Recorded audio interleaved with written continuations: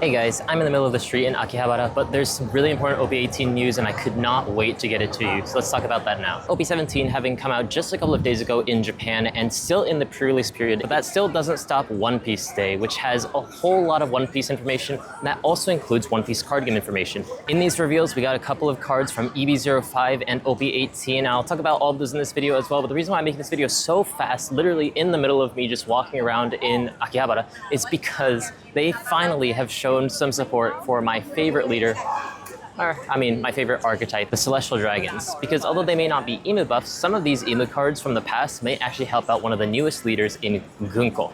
Let's talk about her after we talk about EB05, which is going to be the more recent set that's coming out very soon. EB05 is scheduled to release on October 30th this year. That's actually very, very close if you consider that OP17 just came out a couple of days ago. And while we can't know how the meta is going to shake up without knowing most of the cards, we've literally only seen two. We have seen two, which means that we can talk about them. The leader of this set, and as of recently, EB sets have only had one leader, so this may potentially be the only leader to get from EB05, is Robin. Robin is the first leader that's going to be built around the Wisdom attribute, because when one of your Wisdom characters that does not have blocker is KO'd, then you can simply just heal one life from the top of your deck. No additional cost, just a free heal if the opponent takes out any of your characters that have Wisdom and do not have blocker. Which means, of course, that you can't force your opponents to take out your characters, but similar to Blue Yellow Hancock, this may still be relatively annoying just because there's so much upside to when you do end up taking out those characters for the opponent. The second part of this leader effect, because so many leaders recently have two leader effects, is that you can make one of your 6,000 power or less Wisdom attribute characters active. Once per turn, activate main. Oh my god, feels like we got Zoro-Sanji 2.0. Now one thing to note first and foremost is that this, similar to Zoro-Sanji, is not talking about base power but current power, which means that if you attach Dong or just gain some natural power through other effects that make you over 6,000 power, you cannot get that restand effect from your leader effect. You need to be at 6,000 power or less when you use that restand effect. After you use the effect, you can attach Dong as usual, similar to Zoro-Sanji. What this means, of course, is that even though you have something like the 3-cost Pudding, who has that Wisdom attribute, you can't do some treacherous things with the 10 Mom, make it 8,000 power, and swing for 8,000 power twice, because, of course, 8 is larger than 6. What this does mean, however, is that you can, funnily enough, use some characters like all of the Vegapunks, because they all have the Wisdom type attribute, that you can't use the trigger effect, to just get that restand, or even just restand a character like Shaka to use it as a blocker after you've already attacked with it. I don't know if these characters are actually going to end up being used. I doubt it. I feel like they're going to print some proper support for this leader, probably some sort of Ohara package, because that is the Wisdom that they're talking about, the Ohara Scholars. But that isn't to say that we don't have support that comes before it, because thanks to Purple Yellow Robin, we do have some yellow cards that are specifically designed for Robin. We have things like the 3-cost Sol, the 1-cost Olvia, which is already seeing some play right now in OP17 with the Purple Yellow Robin, and of course Clover. So while all these cards do seem okay within Robin, none of them really feel like, oh, this card's gonna make this deck insane, except for the new 6-cost Robin that was showed in EB05. This character is 6-cost 6,000 with 1,000 counter in green, and has the symbol effect on your turn when it's played, plays out another 5-cost character that has the Wisdom attribute. Now you can start to see why I was talking about some of those old Vegapunk cards, because things like Shaka are in fact a 5-cost 6,000 power Wisdom character with 1,000 counter and blocker. It seems like Bandai's design philosophy now is to just give every single deck a new type of Luffy Taro, or 4-cost Jinbei, or 6-cost Mihawk as the most recent example. But still, that's not it for this card, because the trigger also rests on the opponent's characters that cost 6 or less, which is very strong for a card that's in green. This is a trigger that you cannot ignore, but I do think that they put this trigger on this card even though it's in green, because they wanted to have it searchable off of Clover. And now that I've gotten home, I've been able to look at the card list a little bit more, and I found a couple more interesting cards that are worth talking about. The first one is going to be the 1-cost Shirahoshi. Now this card is a simple activate main searcher for Neptunians and Fishman Island type characters, which honestly there aren't all too many of, which is why this card has been very overlooked in the past. But not only can you restand this card to get the effect twice with your leader effect, but also when the opponent takes out this pseudo blocker, you gain a life. So therefore, even though the cards that you may be able to search off this card may not be that crazy, even if it is just something like 2Ks, or potentially some of the yellow cards that exist for green yellow Shirahoshi, maybe you can find space to put in this package into the deck, always of course depending on the support. But the other card that I think you could put into this deck without any sort of support that could honestly be pretty good, funnily enough, is the 3-cost Amazon. Let's do a quick refresher because no one has ever talked about this card before online. This card, when the opponent attacks, you may rest the character and the opponent either chooses to trash one of their life cards or one of their characters or leader gains minus 2000 power during that turn. Most people, of course, will choose the second part of this effect, but that is still a free 2k every single turn, and this card is very difficult to deal with because it has that wisdom type. Get rid of Amazon and the opponent gets 1 life, but don't get rid of Amazon and suddenly the opponent has a free 2000 counter every single turn. This card is weirdly oppressive, which is probably going to force the opponent to take it out, so like that Shidalshi, this card being a pseudo blocker is going to allow you to do some pretty diabolical things while also healing you 1 life once the opponent takes it out. But while it's still too early to talk realistically about Robin and just talk about some 4 fun cards that you could use that exist in the past, I think I can confidently say that this deck probably won't be that powerful in EV05, but may find buffs later on. The reason I can say this is because we've already seen some buffs that are coming later on in OP18, where finally, Robin fans rejoice, we got a manga parallel. Do you guys remember the 4-cost Zoro back from OP13? That card was pretty strong at the time, though it has kind of been power crept out of the decks that it was intended for, like Red Green Luffy, not really run anymore. The new 4-cost Robin, the new manga parallel, has a relatively similar effect if you put them side by side. They're both 4-cost 5000 characters, but Robin has the effect to make it so that none of your characters can effectively be removed, lest she becomes rested instead, with the additional effect with at the end of her turn, makes so that one of your Water 7 type characters and one of your Dome cards becomes active.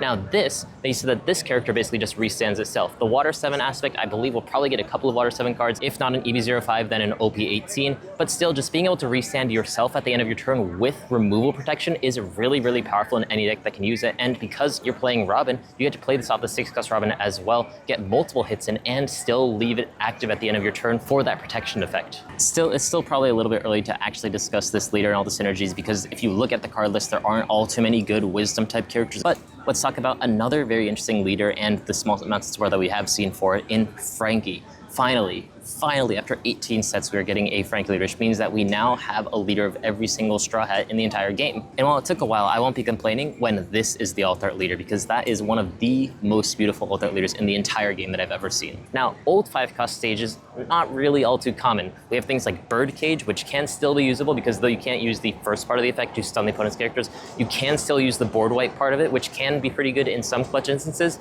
Hell, I mean, it has 3000 counter. Who cares? Just put it in your deck. But we've also been shown a rather nice card as well in the Mini Mary. This 5-cost stage on play draws 1 card and ramps 1 Dong, which literally just makes it so that this is free. You get the card back that you just used for playing it, and you also get the Dong back that you just minus through your leader effect. Completely free to play at this stage. Has the effect that when you rest this stage, you can give up to 4 of your characters or leaders 1 rested Dong each. This is effectively just a red-green chopper leader effect on a stage, and given how Frankie's leader effect works, I feel like this is going to be one of the modes that he can play towards, which is very fitting for the cyborg himself. Also, one more fun thing I want to point out is that the Mini Mary only has 4 seats, which is why it gives you 4 Dong. So cute little lore things that they sneak in here and there. But I think this card, rather than being a NL 2.0 like people are saying it is just a red-green chopper 2.0, which doesn't make it sound as scary, does it? And so while the Mini Mary stage doesn't feel like it's a stage worth 5 whole Dong being a very expensive stage to play down, because of your leader effect, it is completely and basically literally free, while also being a plus 3000 counter. I have a pretty good feeling about this deck, because if we get a couple of different stages in the same way that Ima had a couple of different stages that can change the way that he plays the game,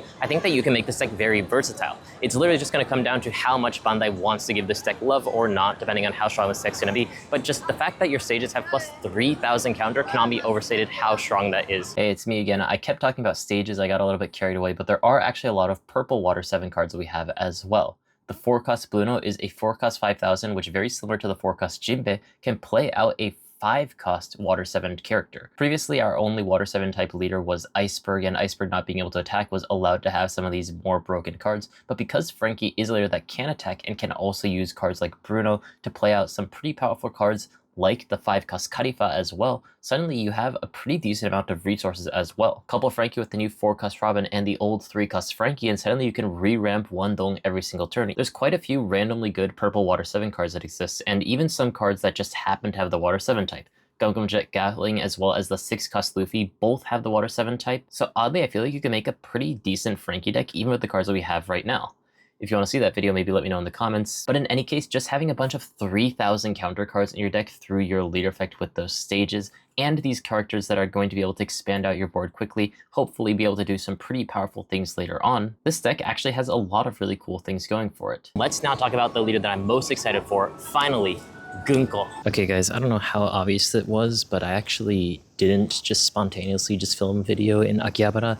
I thought about it a lot and then went out to Akihabara to film that because it was a really nice background. But this part of the video is actually spontaneous because I had to really go to the bathroom and accidentally find one in the train station, which means that I'm no longer at Akihabara. I'm in a much more rural part, which I guess to be fair still looks very city for a lot of people. Oh, hey, and also, I don't love asking this, but I have realized that it has helped a lot if I just ask if you could subscribe to the channel. I know that you don't look at your subscription feed, but it does help me in the eyes of YouTube just to let them know that you like the content. So if you enjoy the content that I put out, consider pressing the like button, consider pressing the subscribe button. I really would appreciate it. But anyways, Gunko. Gunko is a relatively simple leader on paper. If you were to play a character out of your trash, then you can draw 2 cards and trash 1. But you also have a second part of the effect as well. Activate main once per turn. If you were to trash 1 card out of your hand and you have a base 8000 power character or higher, then you can gain 1 dong as active.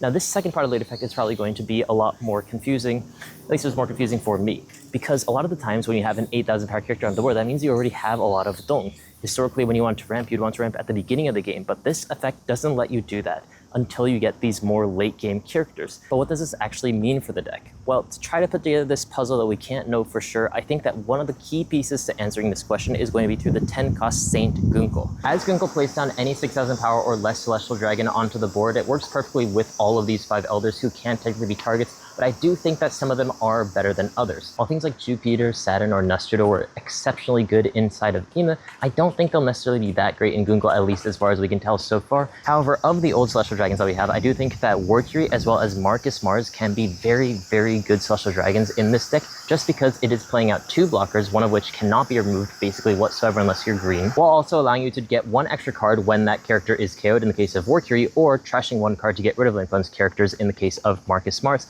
while also activating your leader effect, drawing 2 cards and trashing 1. This could be a very, very powerful defensive play, but may not necessarily feel as powerful as something like the 5 Elders turn did back in OP18, as that was a 27 dong turn for only 4 dong.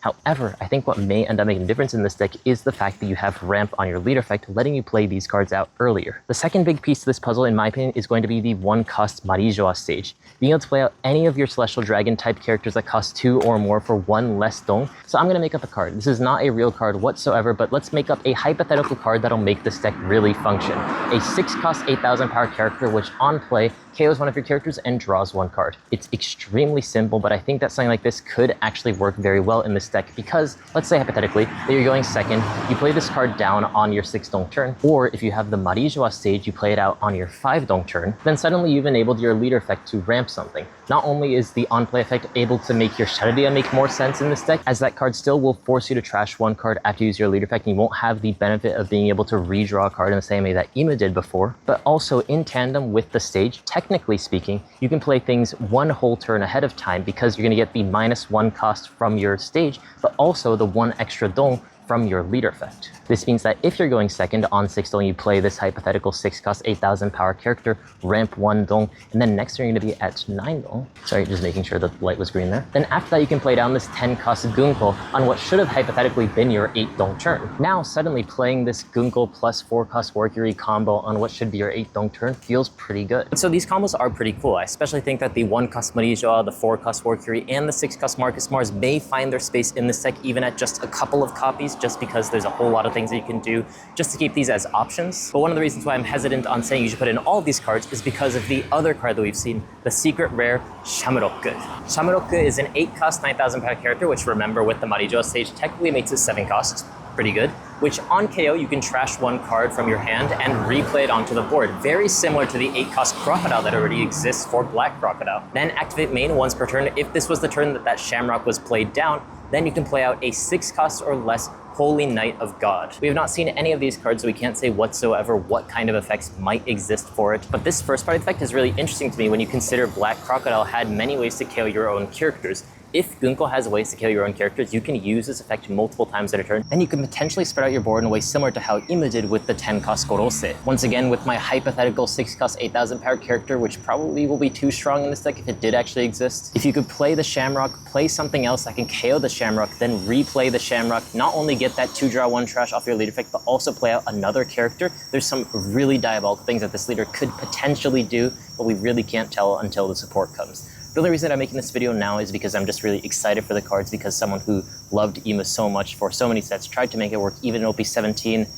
I'm excited for these cards, and I hope that you are too. In any case, as much as I want to be that YouTuber and say this is gonna be broken because, I mean, that's what gets clicks, I don't really know for sure. A lot of the times Bandai will show the more weaker leaders towards the beginning of the set, so you get more excited as the reels come out and you're like, whoa, no way, it's gonna be Shamrock leader or something like that. And that one ends up overshadowing the ones that came before in the way that Ima or Rox did, for example, in OP17. Either way, I'm gonna be trying to make this leader work no matter what, because I am super excited for this. I've been waiting for this for so long, and while the cards we've seen so far don't seem like Imava specifically, it's cool to see that the old Ima cards can be used for this new Gunko deck. In any case, if you did enjoy me just kind of yapping on my way to eat dinner with my grandpa, actually, that's where I was going to this whole time, then I'd really appreciate it if you considered liking, subscribing, sharing with someone else, and let me know if you enjoyed these more spontaneous feeling, but not actually vloggy style videos where I'm just in the middle of Tokyo yapping about card games of all things, when there's actually a lot of foreigners here that understand what I'm saying, so they pass by me and they're like,